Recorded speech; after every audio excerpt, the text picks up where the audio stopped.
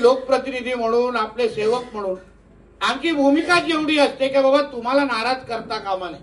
तुमच्या प्रत्येक गोष्टी आम्ही ऐकल्या पाहिजे. जिल्हाधिकाऱ्यांचं पण मी आणि आमचे त्या त्या खात्याचे जे काही जाधवजी आहेत सगळ्या जणांचं मी, आमच्या अप्पर जिल्हाधिकारी आहेत त्यांच्या सगळ्या जणांचं मी धन्यवाद दे. सकारात्मक मानसिकतेचे अधिकारी अगर असतील, ज्याला खऱ्या अर्थाने तो प्रश्न सोडवायचा आहे, खऱ्या अर्थाने नियमाच्या अनुसार लोकांना न्याय द्यायचा आहे, तर कुठलीही अडचण येत नाही. याचं उत्तम उदाहरण हा नरडवे प्रकल्प आहे. म्हणून जिल्हाधिकारी सकट सगळ्या जणांचं मी धन्यवाद. म्हणून धन्यवाद देण्याची रांग बघा केवढी मोठी आहे.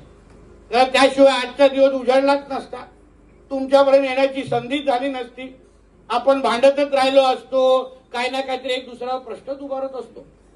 मी मुद्दामून म्हणून ढवळजींना सगळ्यांच्या माझ्या आणि जिल्हाधिकाऱ्यांचे सत्कार संपले, मी त्यांना बोलवलं आणि म्हणलं बाबा आमचे ठीक आहेत पण प्रमुख सत्कार तर राहिलाय त्यांचा तरी करा. म्हणून मी आमच्या संदेश सावंतजींचा सत्कार करायला लावला. कारण का खऱ्या अर्थाने माझ्या पाठपुरावा करून शेवटी आम्ही 10 गोष्टीवर मागे पळत असतो, पण आमच्या ह्यांच्यासारखे जे सहकारी आहेत जे मागे लागू का नाही, हा नरडवेचा प्रकल्प प्रश्न सुटलाच पाहिजे, लोकांना त्यांचे अधिकार भेटलेच पाहिजे, यासाठी खऱ्या अर्थाने कोणी भूमिका आणि मेहनत केली असेल, पाठपुरावा केला असेल तर ते माझे सहकारी संदेशजी सावंत आहेत. याचा हक्काने मी तुम्हाला सांगू शकतो. म्हणून अशाच पद्धतीने सगळ्यात सकारात्मक भूमिके मानसिकतेचे लोक आपण एकत्र आलो आणि बघा आजचा दिवस चांगल्या पद्धतीने उजळला. आणि हे तर सुरुवात आहे. 799 भूखंड अजूनपर्यंत द्यायचे आहेत आणि आज 2च भागाचे भूखंड देण्याची प्रक्रिया फक्त आम्ही लोकांनी सुरू केली. आता शेवटपर्यंत जोपर्यंत प्रत्येक व्यक्तीला त्याचा अधिकार भेटत नाही, त्याला त्याची जी काय त्यांनी अपेक्षा ठेवली ती पूर्ण होत नाही, तोपर्यंत आम्ही काय ह्याची पाठ सोडणार नाही.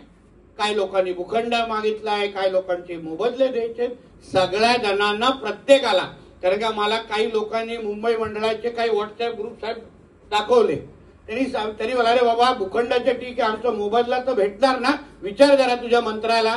सगळ्या प्रत्येकाला सांगेन ज्याचे मोबदले मिळतील, ज्यांचे भूखंडे मिळतील, प्रत्येकाला समाधान करण्याचं काम आमचं महायुतीच्या सरकारच्या माध्यमातून होईल.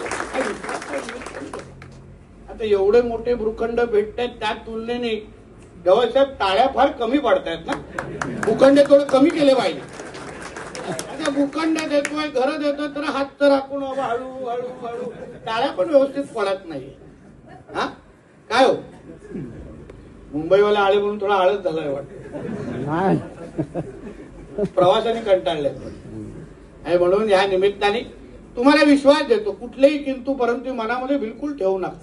आम्हालाही देशाच्या समोर एक आदर्श निर्माण करायचा. हा प्रकल्प आदरणीय पंतप्रधान मोदी साहेबांच्या दृष्टिकोनातून फार महत्वाचा प्रकल्प आहे.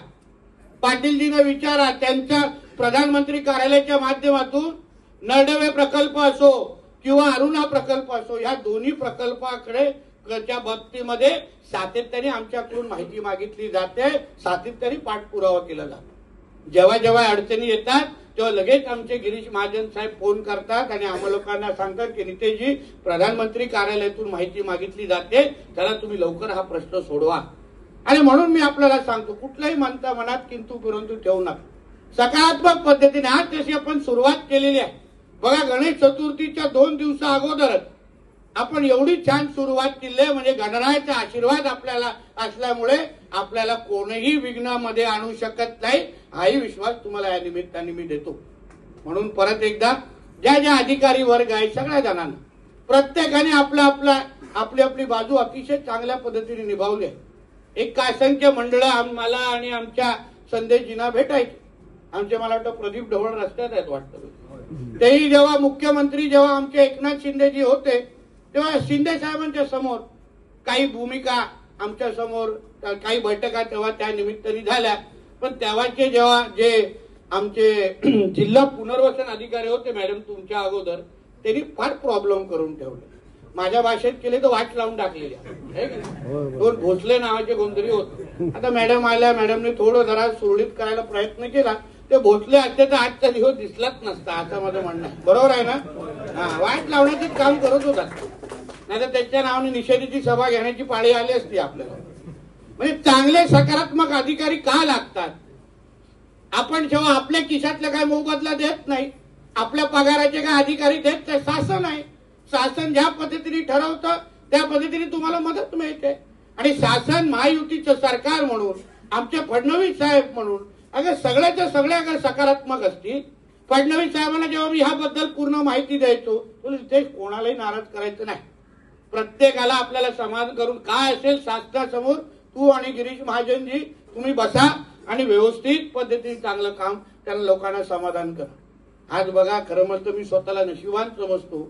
ज्या प्रकल्पाची सुरुवात आणि मुहूर्तमेढ माझ्या वडिलांनी झाली, पालकमंत्री म्हणून मला भूखंडाची वाटप करण्याची संधी मला मिळाली, मी स्वतःला नशिबान समजतो. आणि म्हणून आमच्या खांद्यावर जबाबदारी आहे. तुम्ही संदेशजींना विचार साहेब, जेव्हा जेव्हा भेटतात आम्हाला दोघांना किंवा मॅडमला किंवा ढवळजींना विचारतात तेव्हा त्याचं काय झालं, कुठे अडकलं.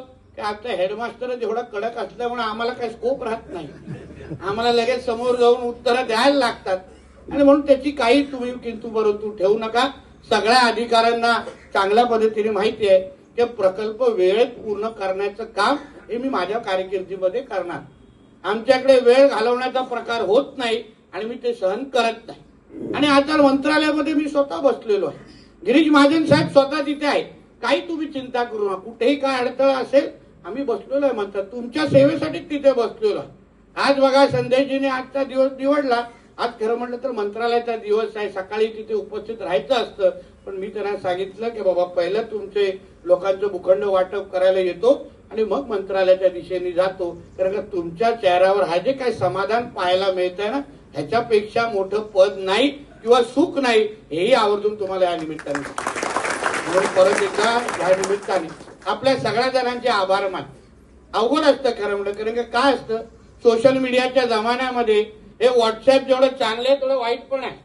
कोण काय आपले तिथे काय लोकांना फावल्या वेळामध्ये मोठे मोठे लेख लिहायला आवडतात, ते आपले लिहितात. मोठे मोठे प्रकल्पाची ग्रासरूटची काहीच माहिती नसते पण आपले लिहितात.